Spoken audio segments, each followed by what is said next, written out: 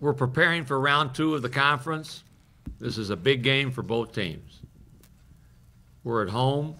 We're 2 games behind New Mexico, and our goal is to hold serve at home. We're playing a team that's coming off their probably biggest victory of the season when they beat Vegas at home and beat them soundly. We had a game in our opener where they had the ball under a minute to go, down 1 point. Had the ball again with a chance to tie it as time ran out. So we're well aware of who they are. I've been very impressed with the energy and effort that Fresno State plays with. And we must match / supersede that. They play really, really hard.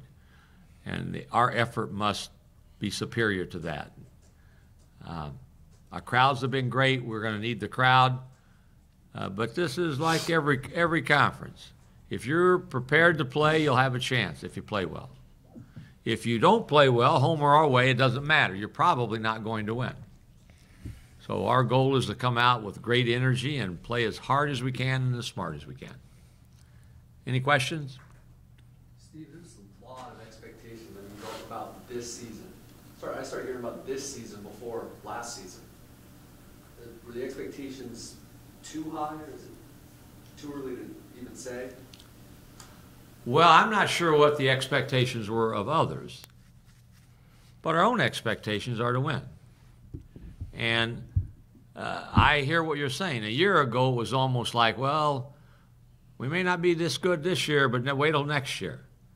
And in essence, there was minimal pressure from the outside world on us being good. And we started out 17-2, which was pretty good. Wound up winning 26 games, which was pretty good. So that heaps the expectations for next year. I've said it many times. We had 13 games that went down to the last possession, last 30 seconds. We won 10 of the 13. We've had 5 in league play this year. We're 3-2. Had 5 games that have gone down to the last possession, last minute, with a chance to win. So you've got to find a way to win close games. I don't think we can worry about what others want. We want to win. We want to win. But we're well aware that this league is filled with teams, not unlike last year, that are saying the same thing. Colorado State has everybody back from a team that went to the first NCAA tournament in a long, long time, and they're really good. Vegas had a phenomenal recruiting class and had almost everybody back, and they're very good. And the same thing can be said for New Mexico, and you can go on and on. So, yeah, we want to win, and we wish that we were undefeated in league play. We're not. So now we're starting round 2, and our goal is to win tomorrow. You said you want to win. What's the definition of winning? Like winning the conference? Winning... You know, we want to win the conference. We want to win the NCAA tournament. But we want to come out and compete like crazy, and I think we've done that. I think we've done that this year. I think we've done that in the previous 7, 8 years. And when you do that, that's all you can ask. Now you got to find ways to win close games. That's the nature of our business. You got to find ways to win close games. And will we be disappointed if we don't win the conference? Yes. But so will 5 or 6 other teams if they don't win. Will we be disappointed if we don't win the conference tournament? Absolutely. Only one team will win it. Will we be disappointed if we don't make the NCAA tournament? Absolutely, positively underlined. But until 4 or 5 years ago, we would beg just to make the tournament. Now we've raised the bar for all of us. So those are our expectations. We think we've got a really good program. And when you have a good program, you want to, every year, ratchet up who you are and what you want to accomplish. I'm curious what both players think about that. I mean, when you look at, you're halfway through the league season, are you satisfied with where you are, given everything that's happened? And what are your expectations for the second half? I think everybody's goal when they enter league, they want to go undefeated, but everybody in every league does not go undefeated. So I think we're satisfied where we're at. I mean, we had a couple games we struggled, but that's just playing basketball. You're going to struggle some games. You're going to win some, you're going to lose some. But the best thing we got to do is make sure we keep moving on and keep worrying about the next game and just worrying about winning the game is upon us.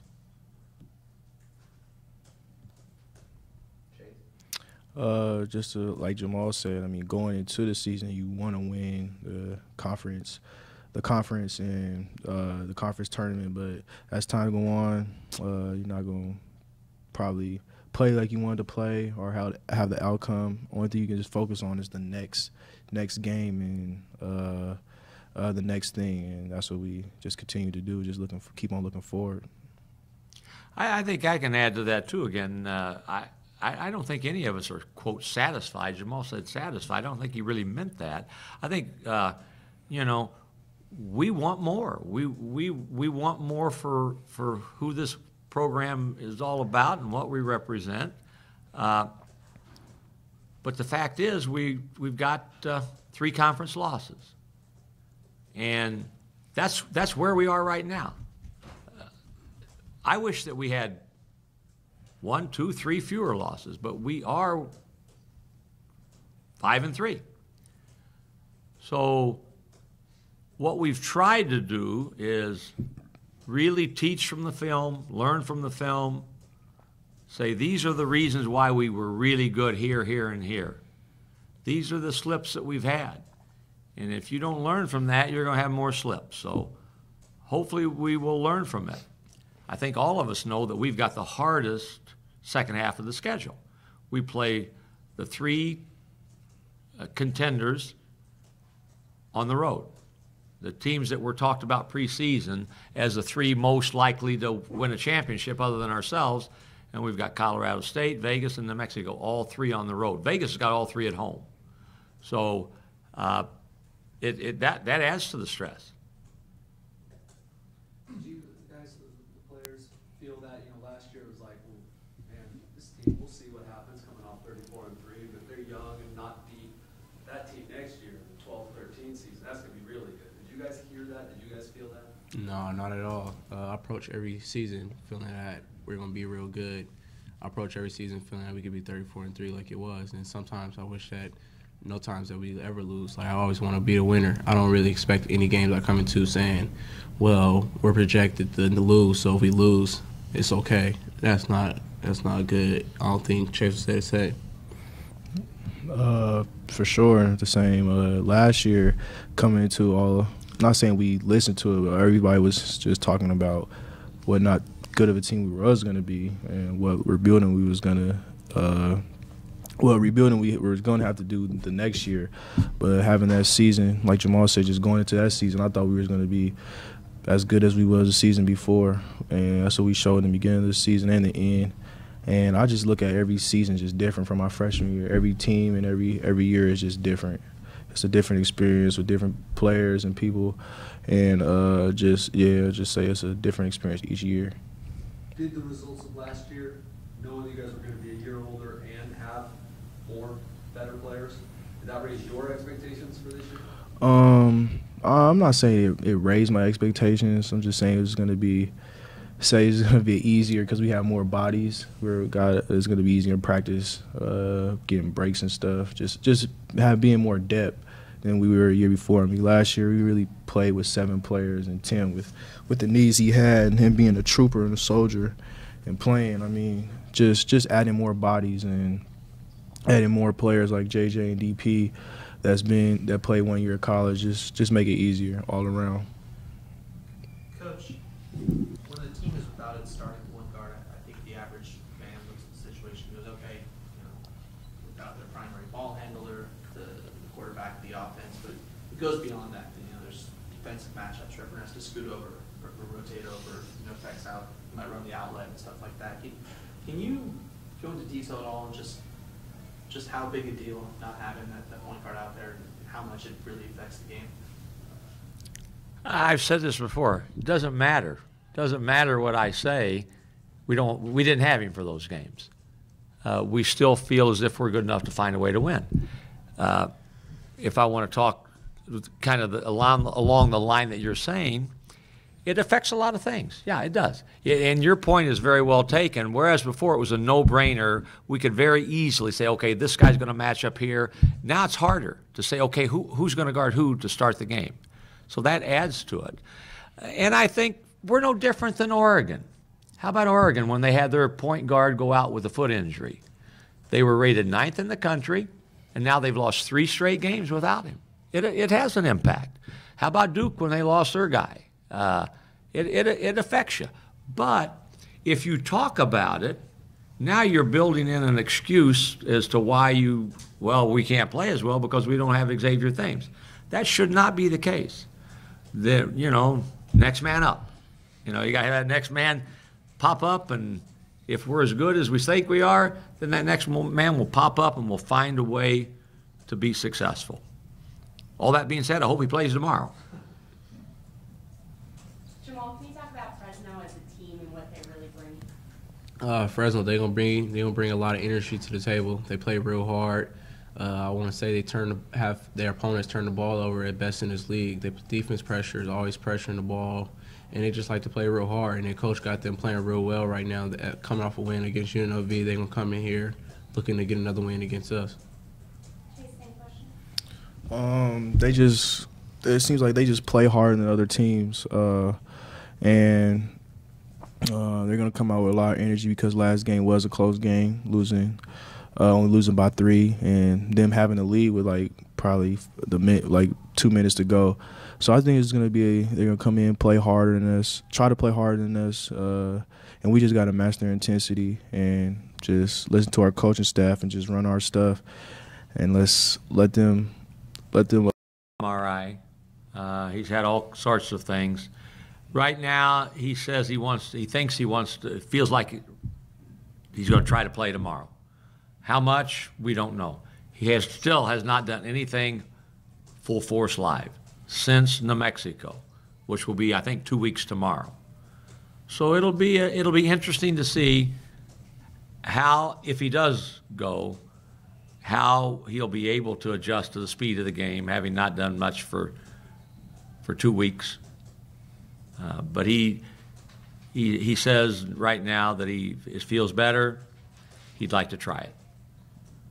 And with the MRI, how long ago did that happen? And I'm guessing it didn't really diagnose anything completely serious with that? I don't know how long ago it happened, but it didn't reveal anything of any significant concern for us. We had X-rays, we had an MRI. Could you see, in the middle of the game, the shooting guard can become a small forward, 2 can become a 3, and 3 can become a 4, given circumstances. Is a point guard the hardest thing to slide somebody into? Is that the hardest position to, take an everyday player and say, all right, you're 2 guard, but now you're going to become a point guard? You find it's the hardest, the most. I think if you had to say what's the most important ingredient, most of us would say give me a guy that you can give the ball to and he's going to make great decisions, never turn it over, get it to the right guy, et cetera, et cetera. But you need guys like this that you have to hip hug and guard or he'll kill you. You double team, he's going to find the ball, find the open man. Guys like this that wills himself into making plays that very few people can, that play all over the court. But you have to have a leader on the floor that if you're a headless horseman, you're going to struggle. If you don't have somebody that's going to say, you go here, and it doesn't have to be your point guard, but that guy's got the ball in his hands more than anybody, so it's logical that if he could be that guy, you're better served for it. Well, Coach was saying 4 or 5 years ago, this program was happy in the NCAA tournament. You guys, I know expectations have raised. Do you look at, are you concerned about seedings? Because I think most people probably agree that you're probably in the tournament at this point, but where you're seated, who you play. You got to just take it game by game, one game at a time, because if we lose tomorrow, we lose the next day after that, lose the day after that, then worrying about seedings is going to hurt you. So you just got to take it game by game, just worry about getting that win game by game. And if we win game by game, no telling what happens with our seeding. If we win game by game, we can always raise.